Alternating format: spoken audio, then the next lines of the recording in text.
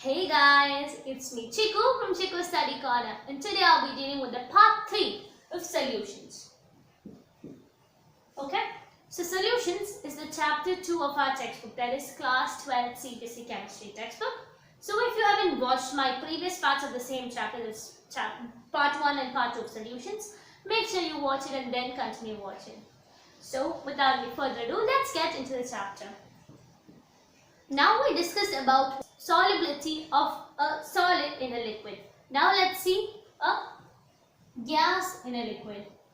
Okay?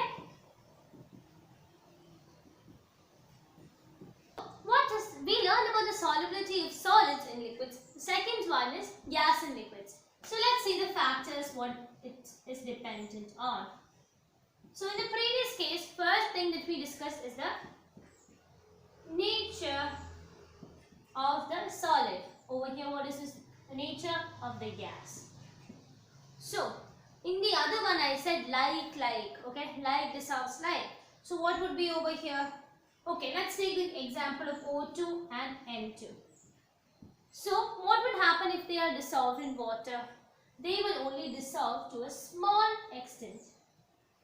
Am I right? But in the case you take CO2, NH3 and let's say HCl gas, okay, HCl gas, etc. What would happen? They will dissolve to a larger extent, okay. So why is it over here that's a greater extent? That is because of the reaction of these gases, to the solvent. Okay, so this is our first factor. The second factor that we have to learn is temperature. So let's see.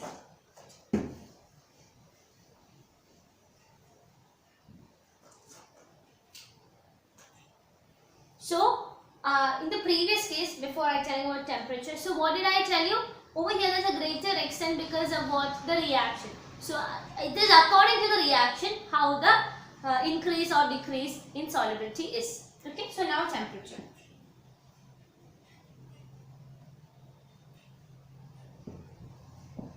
So to talk about temperature, as temperature increases, what will happen? Solubility will decrease.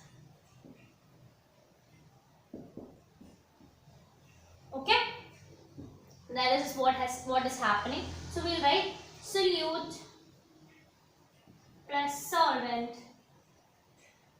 would give to what? Solution plus heat. So what is happening? According to Le Chatelier's principle, the backward reaction will be favored. Okay, therefore what? With increase in temperature, there's a decrease in solubility.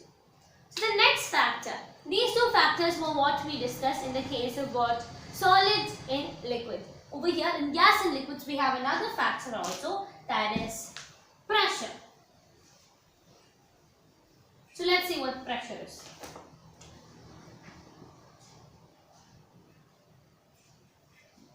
So let's take a container. This is our solvent and this is sealed, okay, with a piston. What would happen? I am increasing the pressure. So now the piston would move down. Okay. So what is happening? The gas is about over here. There is some gas molecules. So the gas above the liquid would be compressed. So what is that? As pressure increases, solubility will also increase. That is, solubility is proportional to pressure of the gas exerted. Okay, so this is what is to talk about the factor called pressure. So now comes a law that is known as Henry's law. So let's see what's Henry's law. Henry's law. So first let's write the statement. The partial pressure of a gas in its vapor phase is proportional to what? The mole fraction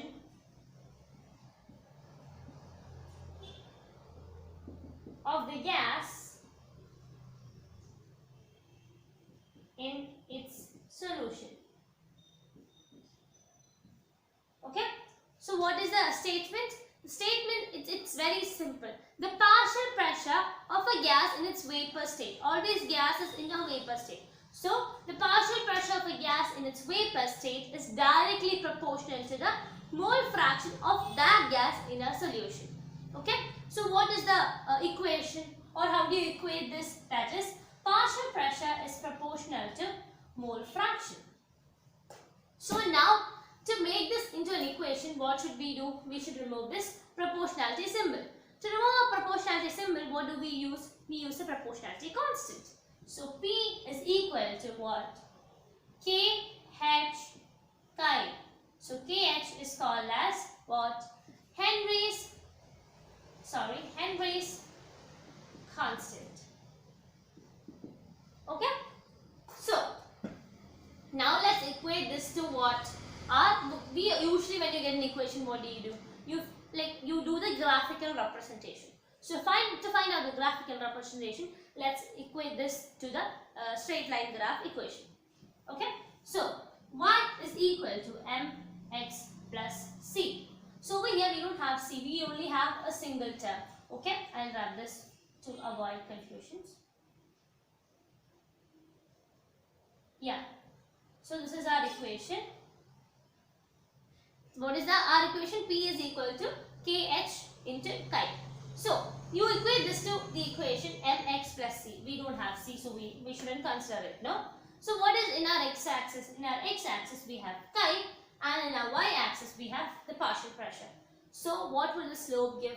The slope would give the value of KH. So the graph would look like this. Pressure over here, chi over here, and this is the graph. And slope is equal to what? KH. And to tell you, the KH value is always dependent upon what? The nature of the gas. Okay? So KH depends on the nature of gas. So P by KH is equal to chi. So let's take a case where increase in KH, the value of KH would happen. What would happen? That would give rise to decrease in solubility. This would happen at a given partial pressure. I'm mentioning partial pressure as PP. So the increase in KH value would decrease the solubility at a given partial pressure. So this KH value increases with increase in temperature. And what would happen? And therefore would result in decrease in solubility. Am I right? So what is that? Solubility, if now we concluded that the temperature factor also, as temperature increases, solubility decreases. So we define that also. Now we have to learn about the applications of Henry's law. So let's discuss what are the applications. Applications of Henry's law. So we have to learn about a few applications. So the first one is in the making of the soda. The second one is the the oxygen cylinders which are used by these deep sea divers have nitrogen and helium inside it, which is required to avoid something known as bent. And there is some anoxia which happens when you climb a mountain. So if you read page number 42 of your textbook, you will get a clearer idea about what all are the applications. So next we have to learn about what is vapor pressure. And we have to learn the factors affecting vapor pressure. So let's see. Vapor pressure. So let's take a container. Okay? We have our solute and solvent. and this is closed by a piston. This is allowed to evaporate. When evaporation happens, what is there? The molecules would move out, and these molecules would fill the space above this. So till here we have got our solution. Over here, this solution evaporates and form the vapor molecules. And what would happen? Since it cannot escape as it's closed, what would happen? This would hit in the surface and the process of condensation will take place. And condensation happens in the opposite direction of that of what? Evaporation. So let's write. Is in opposite direction to evaporation. Okay? So, now let's see what's vapor pressure. The pressure exerted by these molecules on the surface of the solution is called as vapor pressure. Now let's see what are the factors affecting vapor pressure. The first one we have to learn is what? Nature of liquid.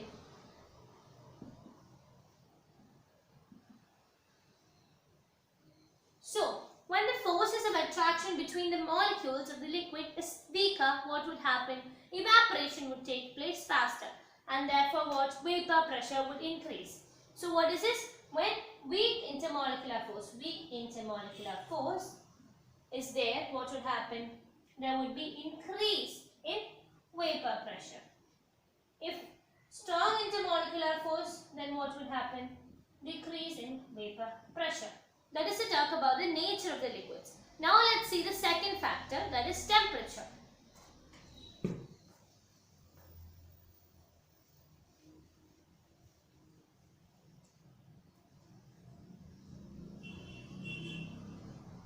So, let's see what it is. What would happen if temperature is increased? Let's see. Increase in temperature would increase kinetic energy. So, the increase in kinetic energy would increase the number of collision. Increase in number of collision would result in what? Increased condensation. So, increased condensation would result in what? Would result in increased vapor pressure. Okay? So, what is happening? If the temperature is increased, kinetic energy would also increase. If the kinetic energy is increased, what would happen? The collision would increase. When collision increases, what happens? The condensation increases. When condensation increases, what happens? The vapor pressure also increases. So this vapor pressure is represented as, for example, we have two components A and B. So the vapor pressure of A is represented as what? PA, and vapor pressure of B is PB. Okay. Now we have to learn about some new law, that is Raoult's law. So let's see what Raoult's law is. He said partial vapor pressure of each component in a solution. What is that? That is equal to the product of what all? The vapor pressure of that component in pure state. So we'll write it as, we'll take the two components as PA plus PB. Okay. So now let's take the case of PA. So the vapor pressure of each component, this over here we considered A, therefore we are writing P0A. That is the vapor pressure of the partial vapor pressure of the component in its pure form. PO into the mole fraction of that component into chi A. Okay? So that is what Raoult said. So let's see the equation. I wrote this for this, now let's write for PB also. So PB, I write this PA, and PB is equal to P0B into chi B. So this is the equation. So based on Dalton's law, okay? law of partial pressure, what is that? PA plus PB is equal to PT. So now let's equate these two over this equation. So let's write PT is equal to, I said PA plus PB. What is this? P0A chi A plus P0B chi B. Okay? This is the combination of both Dalton's law and Raoult's law. So we know that what? Chi A plus chi B is equal to 1. So how can you equate? You can either take chi A or chi B. We'll take chi A. Okay? That would be easier. So chi A is equal to 1 minus chi B. Am I right?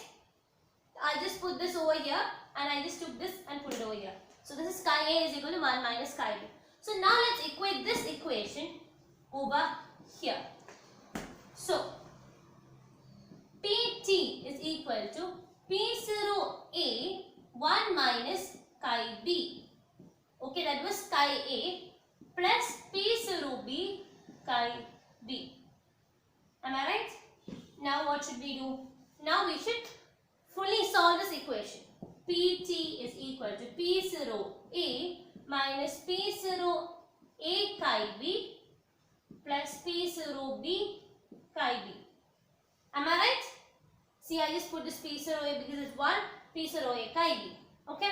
So from this equation, what can you see? You can see that over here, this is chi B coming over here, and this is P0A, P0A. So let's write PT is equal to P0A. Let's, over here it's minus, no? So we'll put this in the bracket and we'll put this plus. We'll write what is common? What is common? Chi B is common. Am I right? So we'll take chi B outside and put both of them inside. So this is negative. So we'll write P0B minus P0A into chi B. So this is the equation for total vapor pressure. So now let's see the graphical representation. So this is a graph between what? Vapor pressure and mole fraction. So let's see. Over here, this graph is under a condition. The condition is the B, the component B is more volatile than A. Implies what? VPB is greater than VPA. Okay, that is vapor pressure of B is greater than vapor pressure of A. So I have drawn this. See, vapor pressure of B is higher. This is on the y-axis we have vapor pressure and on the x-axis we have mole fraction. Okay, this is the two. I just drew the two of them in the opposite directions. That's it. It's this simply the normal graph we learn.